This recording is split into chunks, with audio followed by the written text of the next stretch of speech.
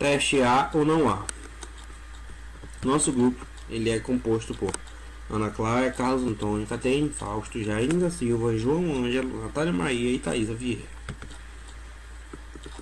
Então, o que é teste A ou não A? É um teste discriminatório que deve ser aplicado para avaliar amostras que apresentam variações de aparência ou de gosto remanescente. Deve ser usado quando os testes duotil e triangular não são aplicáveis. Esse teste apresenta como vantagem admitir pequenas diferenças no mesmo tipo de amostra e apresenta como desvantagem a fadiga sensorial. Esse teste é efetivo na determinação de diferenças entre produtos resultantes de alterações em ingredientes, processo, embalagem ou armazenamento, e para determinar se existe diferença global quando os atributos específicos não podem ser identificados como tendo sido afetados. O princípio do teste é uma série de amostras provenientes de dois produtos, A ou não A, onde é apresentado aos jogadores para a identificação das amostras do tipo A. Esse tipo de teste deve ser feito com no mínimo 20 jogadores que devem ser selecionados previamente. O jogador deve ser apresentado à amostra referência A várias vezes antes do teste, até que ele possa reconhecê-la. O teste é realizado em um laboratório de análise sensorial, onde cada jogador ficará em uma cabine individual e ele irá receber, através de uma janela em sua cabine, um termo de consentimento, onde ele deverá preencher suas informações pessoais, ao final assinar e colocar a data de realização do teste. Ele também irá receber uma bandeja com as amostras, um copo de água, um guardanapo e bolacha de sal, além da sua ficha de teste.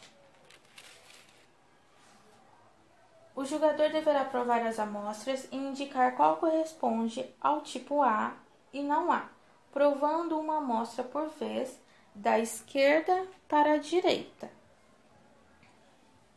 e limpando o paladar entre as amostras, comendo a bolacha e tomando um gole de água. O jogador deverá preencher a sua ficha, indicando seu nome, a data de realização, o número da amostra que está na frente do recipiente da amostra e indicar se ele acredita ser do tipo A ou não A.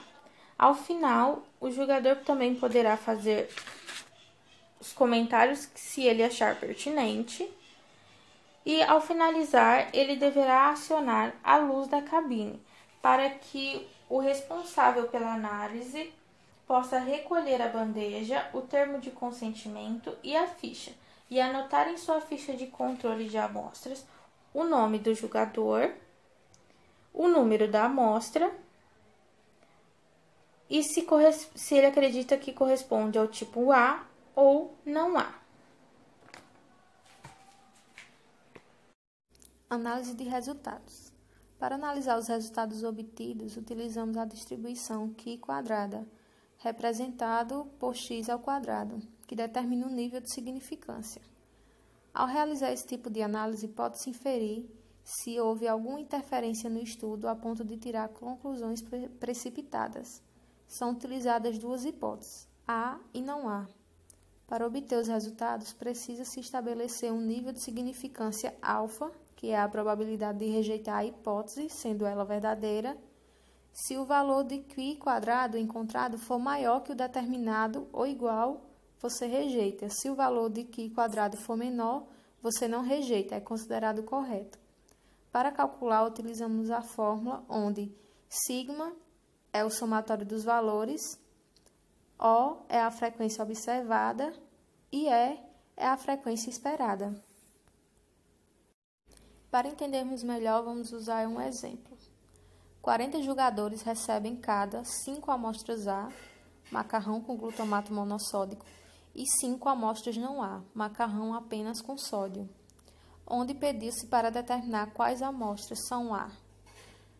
Abaixo, vemos na tabela os resultados, de acordo com as avaliações dos julgadores.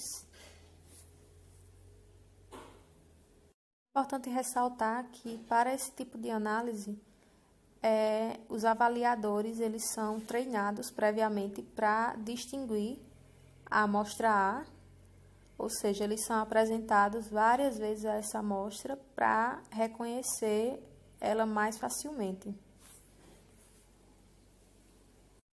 Assim como, antes de iniciar os testes com os avaliadores, temos que definir o nível de significância que almejamos para aquela pesquisa.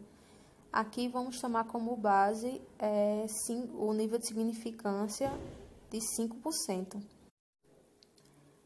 Para conseguirmos o valor da frequência esperada para A e não A, precisamos fazer uma regra de 3 com o total de pessoas da amostra em relação ao total de respostas A e em relação à sua proporção ao valor de A e não A e do E.